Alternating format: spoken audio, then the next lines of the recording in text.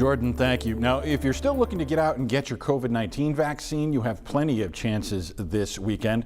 There are several mass vaccination clinics happening over the next few days. Tomorrow from 10 until noon, Saline County Community Partners will be giving out the Pfizer vaccine at Smith Caldwell Pharmacy and Westside Pharmacy in Benton. Walmart is also kicking off a series of Johnson & Johnson clinics at its store on Shackelford Road in Little Rock. It'll be administering the one-dose vaccine tomorrow from 8:30 until 3:30 and again on Sunday from 9 until 3.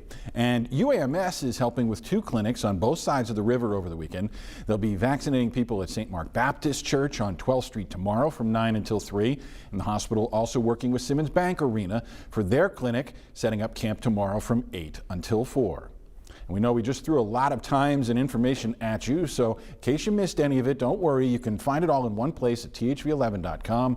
You can also text the word vaccine to 501-376-1111, and we'll send a link with that list straight to your phone.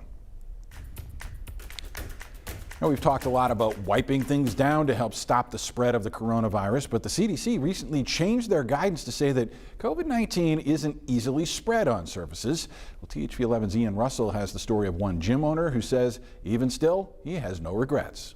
A lot of things have changed over the past year for the owner here at Rock City Complete Fitness, including buying this bulldog scrubber here to keep those floors clean in between everyone working out and exercising throughout the pandemic. But he says now that the CDC has changed how we know that COVID transmits on surfaces, he says he'll still use this, but not as often. The big change is we are no longer spraying down the entire floor. At least as often. It's a habit, yeah. Over the past year, Phil Forrester had a pretty set routine. So that took anywhere from 5 to 10 minutes per class. But with new CDC guidance comes changes. We've heard for months that COVID-19 can stay on surfaces.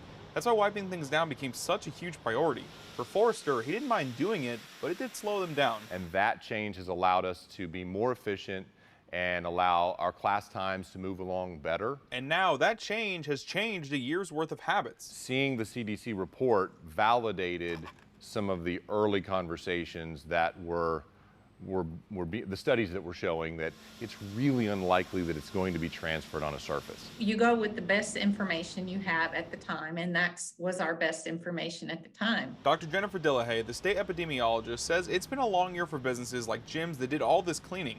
By doing that, though, they actually help stop the spread of other viruses as well. This year has taught us that when you do these things, these other viruses don't spread also. So they shouldn't regret doing it. But I can tell you that there are plenty of other viruses out there that would have been spread had we not maintained their health and fitness without having to worry, and knowing that everybody was cooperating and everybody was doing the same stuff was absolutely worth it. Reporting in North Little Rock, I'm Ian Russell, THV 11 News.